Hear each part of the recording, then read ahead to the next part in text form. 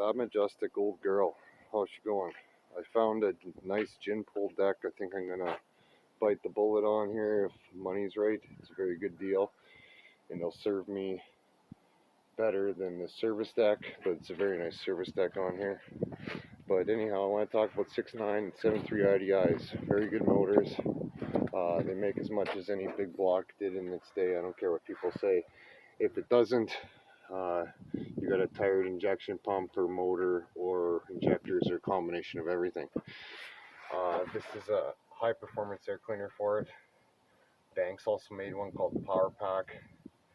Hypermax makes a kit where you can put a flange there, you cut a hole and hook your hose up. And I had one on my old turbo one and it worked really well. It does not suck in water or snow like some may think. The only bad thing about it, I was thinking now, these trucks have a weak firehose wall and the master cylinder likes to wiggle, so by cutting a hole it probably ain't going to help that much. But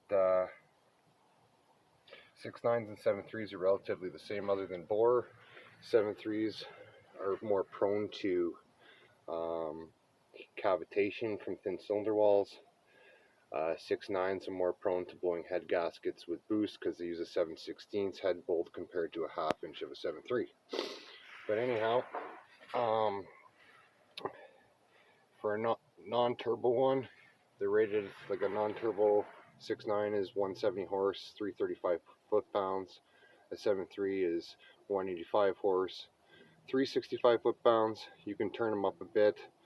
They'll smoke a little bit more. You can turn them up so they smoke like crazy, but that's just a waste of time, and I've grown out of that, so I wouldn't recommend doing that. But if you have a turbo one, you can crank her up all the way. So on some of them, they have a screw in the back. A lot of people call that, what do they call it, a smoke screw or some stupid thing like that. What it is, it's just a high fuel cutoff screw. So it starts to back the fuel down at about 3 grand. You'll see your boost drop about 1 pound. You want to back, they call it a torque screw, that's what they call it. You want to back that screw it all the way so it's barely in. Then at the back here, there's another screw. That's your fuel curve. You can loosen the jam nut, turn it in all the way. It'll give you a little more fuel and it'll make the curve a lot more aggressive. And then under here there's a plate. You take that plate off. You turn the motor over till you see an Allen key. It's 5/32. You can turn it up. If it's a non-turbo, I'd go 1 to 1.5 flats of an Allen key. I'm going to turn this one up 1.5. You need a pyrometer if you're going to do this, or you'll burn the motor up. If you like to party, you could probably go 2. If it's a turbo motor, turn it up all the way. I don't have a turbo to show you, but the factory turbos have a wastegate. You can shorten the wastegate rod. It has a dimple in it to make it hard to turn, but you'll be able to turn it, shorten it up. On a 7.3, you are safe by, and when I say safe, I mean safe, don't think twice about it, to 13 psi. On a 6.9, you're safe to 8. If you blow a head gasket and you were at that boost level or less, it was going to blow a head gasket regardless. I ran my old turbo one at 18-19 pounds with a 650 milliliter per minute shot of water meth. And I also had DPS injectors and a DPS injection pump. As for exhaust, if it's a turbo one, get a kit, 4-inch kit for a Power Stroke OBS will work great. The only thing about the factory turbo that sucks is the downpipe. It's awful. It's crushed to about this big. There's companies out there now that make aftermarket downpipes. I would recommend keeping the stock turbo. You could put a wicked wheel in it if you wanted, which would be awesome, and then adjust the wastegate to 13 psi and don't think back. I bought a Hypermax turbo for an engine I had that was already turboed, and it did really nothing. It was had no wastegate, and that's the one I hit about 18-19 pounds on all the time because I had so much fuel.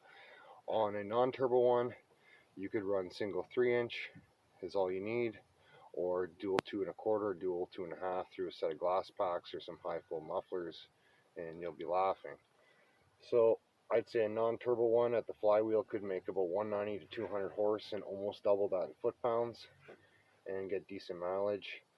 Um, and the turbo one with all stock stuff just cranked up, I would say it would be good for about 275 at the flywheel. I'll show you a pump I have, and I'll show you some things not to do to the factory air cleaner. Give me a sec. Alright, into the other tickle trunk.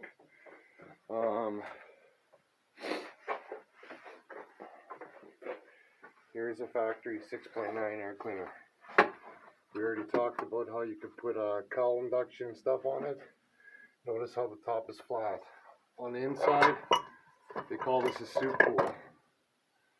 There's nothing wrong with the soup pool. It actually guides air into the intake. Now some of them, I'm not sure if this one is or not.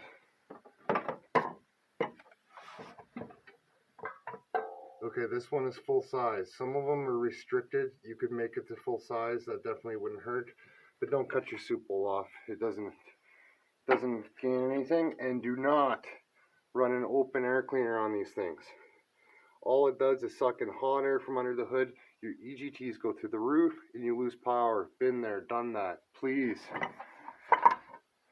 Just because it's chrome doesn't mean it's going to get you down the road quicker. Alright, here's an injection pump. The turbo injection pumps obviously have the biggest flow rate. This is a 6.9 injection pump. They are all interchangeable. This is the cover you want to take off. Then use a 5/32 Allen key. What I do is buy a cheap Allen key, cut it with a zip disc to length. Then I use a 5/32 ratchet, or 1/4 inch ratchet with a 5/32 socket on it, and it works perfect. It's going to be quite stiff. Be careful not to strip it.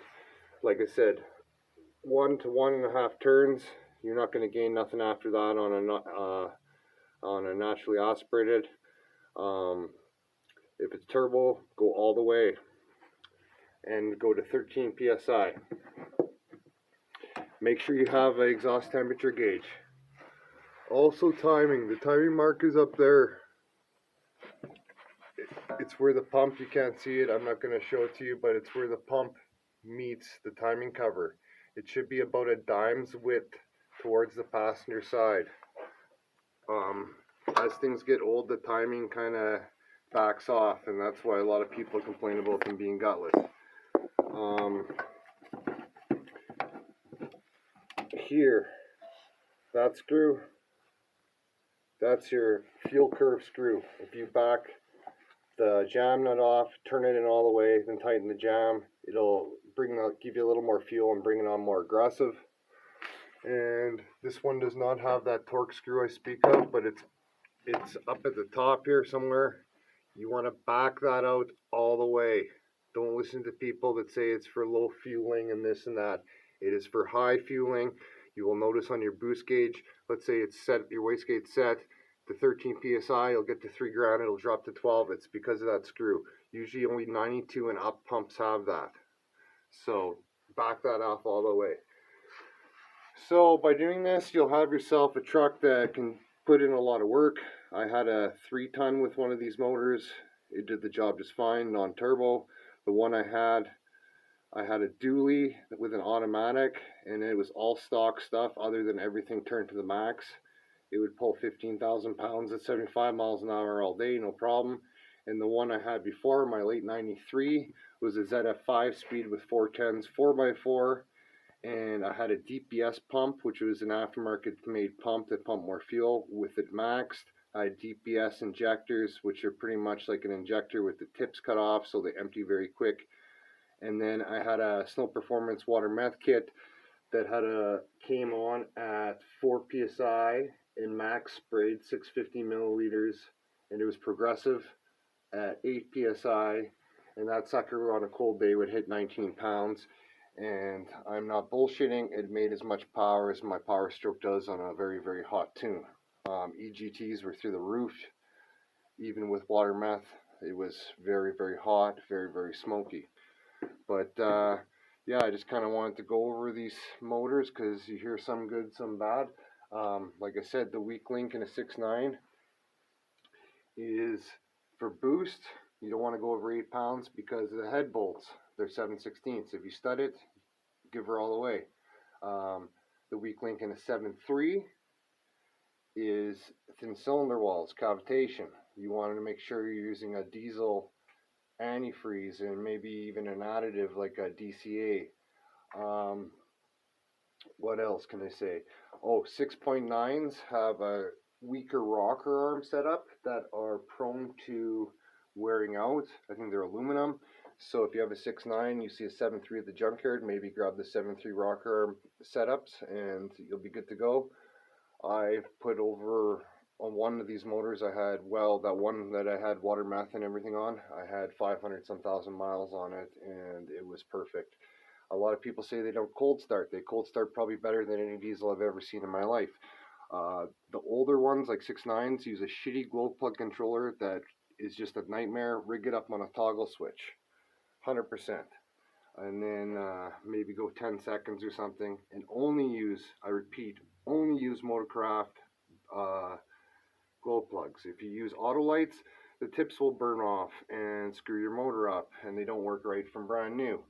The newer ones, like my 93 and my 94, the glow plug controller worked great on it, and as long as you had good glow plugs that were Motorcraft, the thing would fire off in -30 not plugged in. Another big thing that happens to that is oil. I live in Canada. I use Rutella T6 040 oil all year round. Reason being, it's the same price as 540, so I say it's the same in the heat, but just better in the cold, so I run it all year round. Don't expect it to start in -30 if you have 1540 in it. Injection pump life, I'd say they're good for about 150,000 miles. If you're using an additive like Power Service, I prefer 2-stroke oil myself. And then every time you change the oil filter or the fuel filter, fill it up with like whatever you want. Power Service, ATF, Marvel Mystery Oil. Fill it right up. Run it for 1 minute. That way it makes it into the pump, into the injectors, shut it down, let it sit as long as possible, a couple of days if you can, and then fire up and run the shit out of it. But they are a very tough motor. They don't get as much recognition as they should. Everyone talks 12 valves and stuff, which are very tough, but these things don't have dowel pins falling out and blowing up the timing gears and the whole front end of your motor. So they are what they are. They're kind of like an old tractor motor, but I love them. Very cheap to keep on the road. As for factory injectors, if you're going to keep factory injectors, the ones that say BB on them are the best.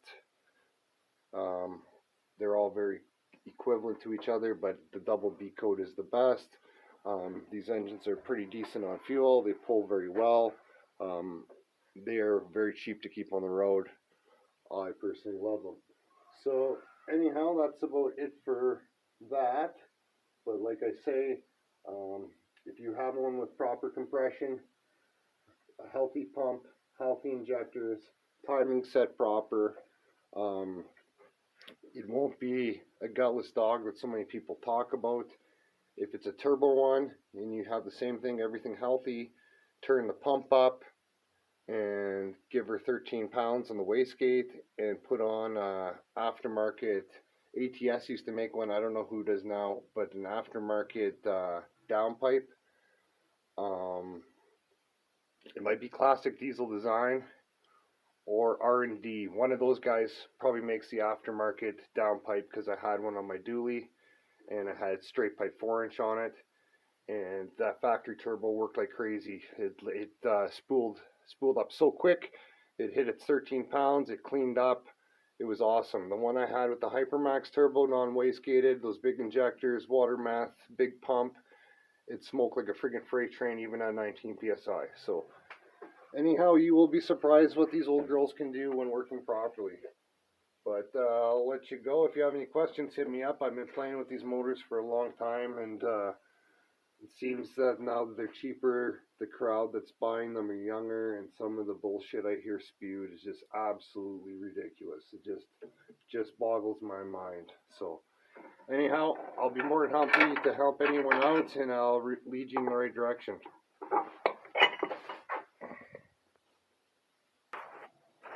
Alright, have a good one. Till next time, eh?